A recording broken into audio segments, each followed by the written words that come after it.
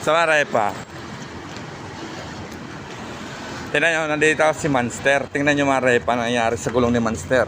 Naguguluhan ako mga repa eh. Kasi yung gulong ni Monster, tingnan nyo lintik mga repa. Yung kain ng gulong, yung gilid halos maubos na oh. Pero yung kabilang gilid wala. Halos bago pa. Ayun oh. Ito halos maubos na oh. Ano ito mga repa? Siniyos. Oh. Tapos tong gulong sa likod, ayan oh. Dito, okay naman dito. Problema lang mga repa. Pudpud na yung gitna. Ayan oh.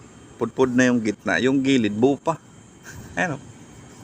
Tapos, yung concept nito, MotoGP concept. Ayan oh. Nakashifter pa. Ibig sabihin yan mga repa. Itong motor natin, si Monster, pambangkingan, panlaban sa bangkingan. Bakit? Yung gulong ang nauubos lang, gitna, hindi gilid. Lintik na yan.